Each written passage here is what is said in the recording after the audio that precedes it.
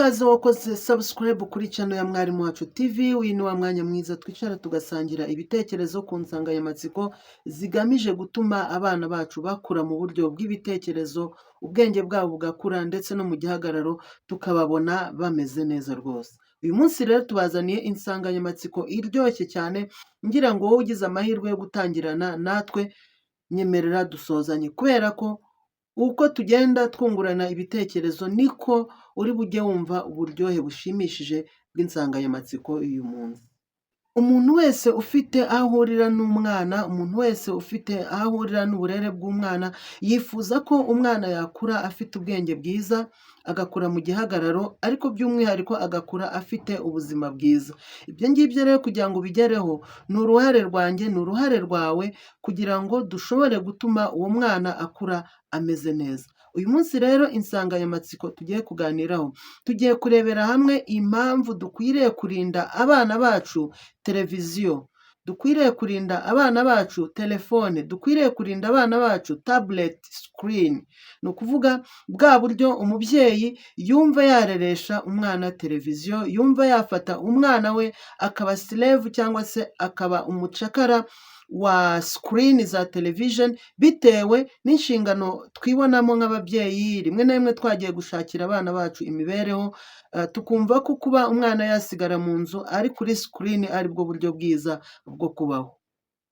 Nyemerera nkubwire ko mu by'ukuri gutunga televiziyo, gutunga telefone nziza, gutunga tablet mu rugo ntabwo ari icyaha, ahubwo uburyo bikoreshwa tubungabunga ubwonko bw'umwana, cyangwa se uburyo dukoresha kugira ngo abana bacu bashobore kwibona muri ibyo ngibyo dutunze birimo na televiziyo. Ese tubaha iyihe gahunda? Ese umwana wacu dukora iki kugira ngo ashobore kuba yaba managed, cyangwa se ashobore kugendera ku buryo buri buze kumufasha kudatakaza imikurire myiza?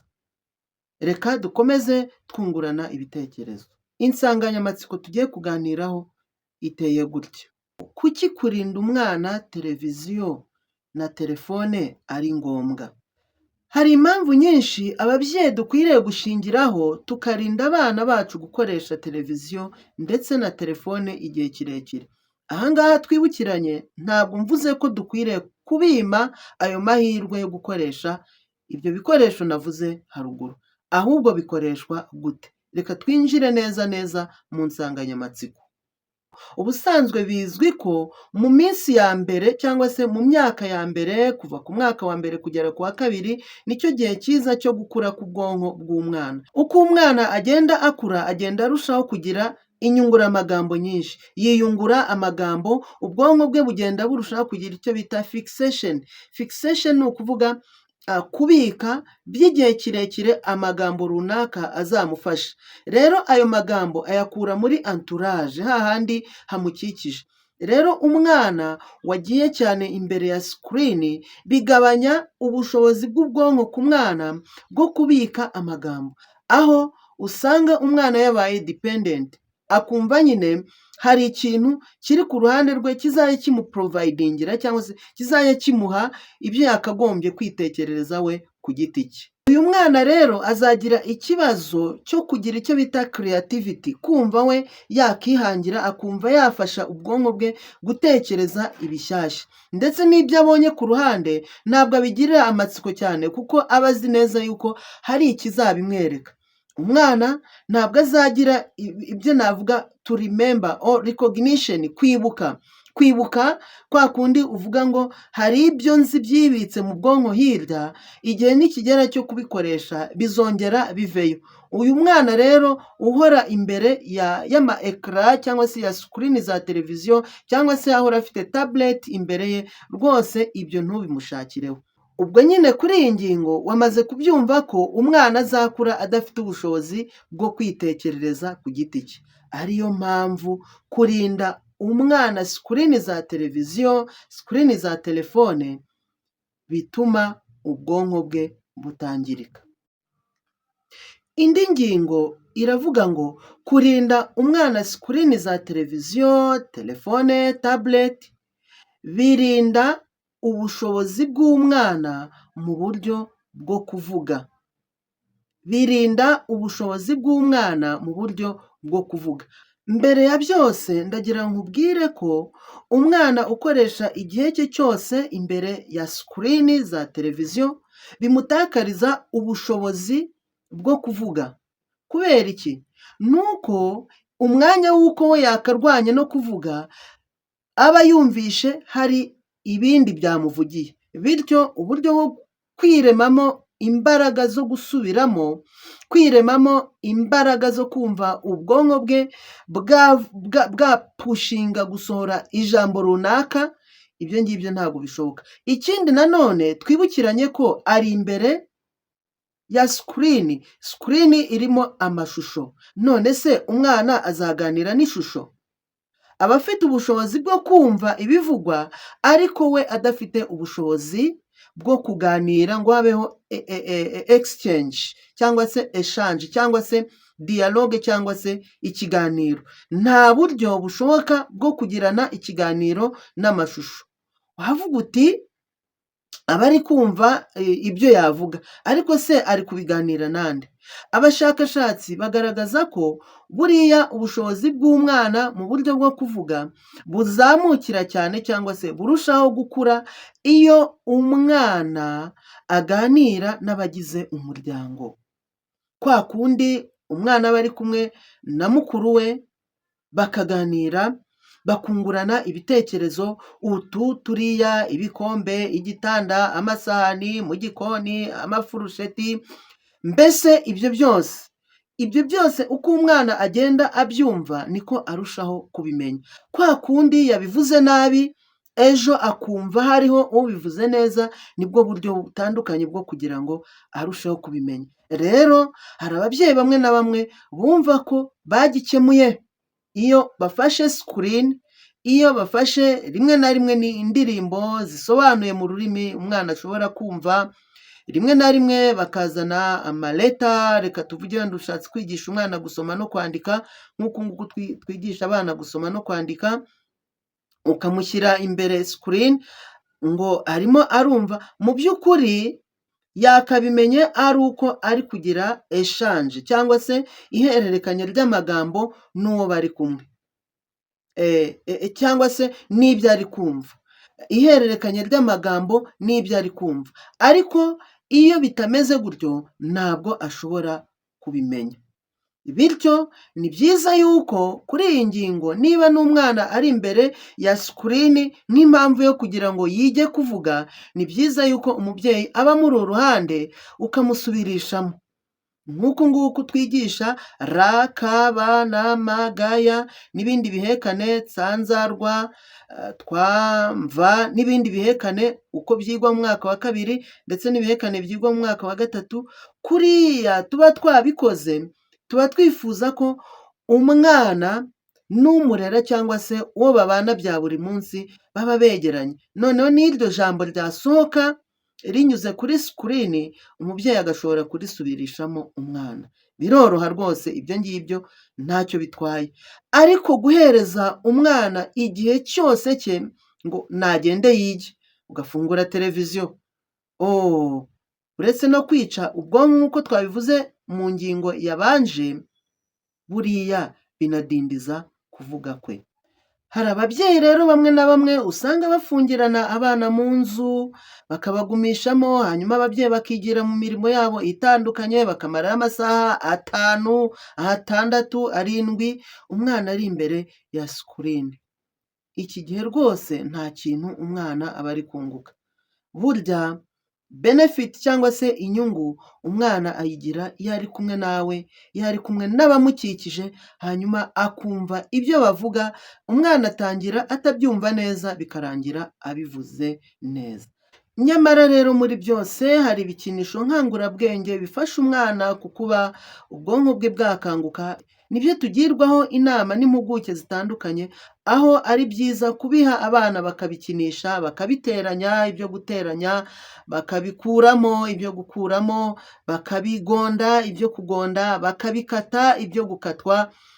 Ibyo ngibyo nibyo tugirwaho inama n'impuguke zitandukanye, aho kugira ngo abana tubashyire imbere ya sikirini. Hari ikindi gikomeye cyane cyitwa amaso.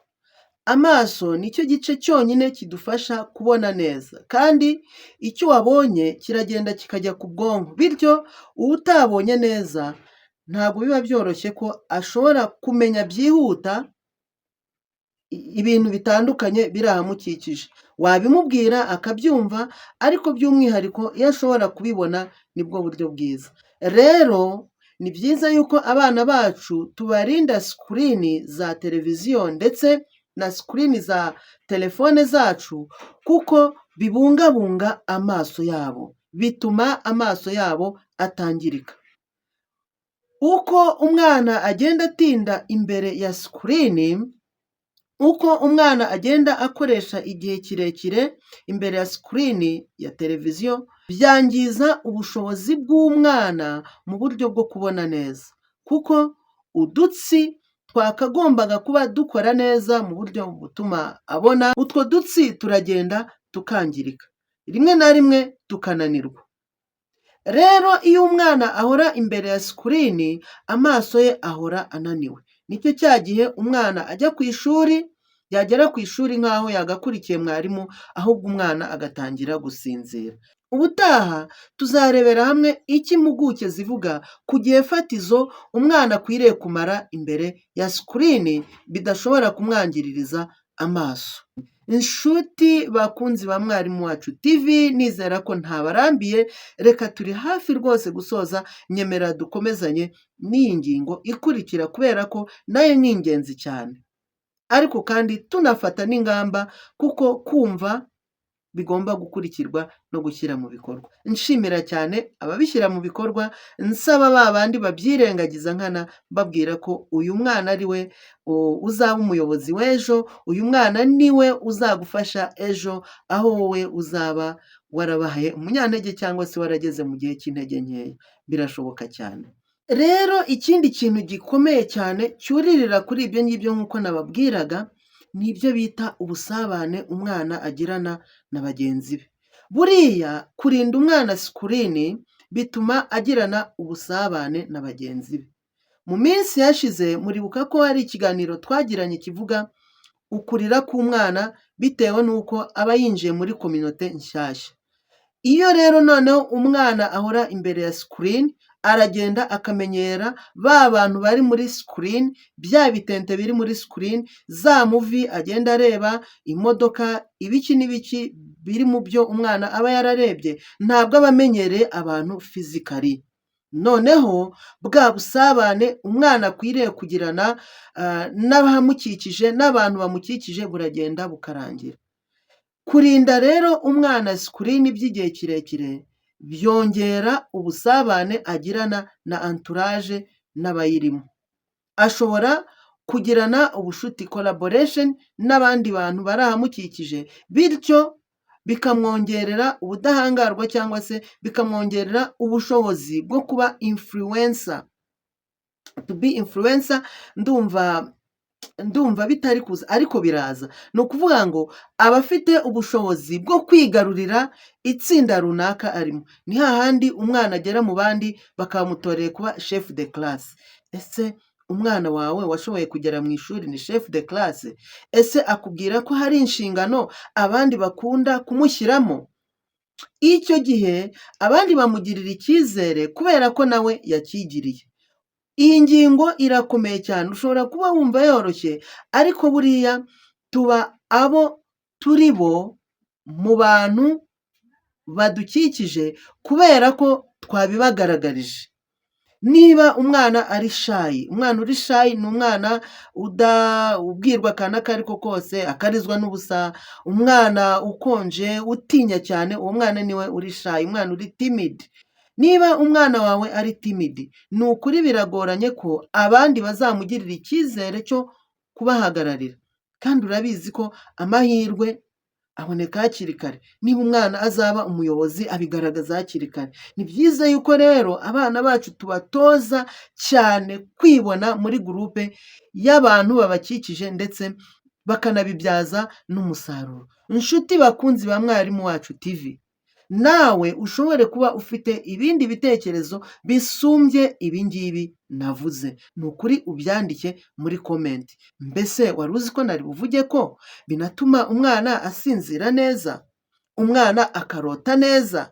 Buriya iyo umwana yasinziriye neza bituma ashobora gukura neza. Icyo rero nacyo twajyaga kukivugaho. Ese mwari muzi ko iyo umwana adahora imbere ya sikirini agira amanota meza mu ishuri? Icyo ngicyo nacyo najyaga kukivugaho. Ukibaza impamvu umwana wawe atsindwa mu ishuri, nyamara ni wowe wagize uruhare rwo kumurekurira imbere ya sikirini, bigatakaza ubushobozi bwo kwitekereza ndetse n'igihe ari mu ishuri, kuko yumva nyine yabonye umugaragu we ariwo witwa televiziyo, ariwo witwa telefone, uzajya ubimukorera akumva we nyine nta kintu ashobora kwikorera.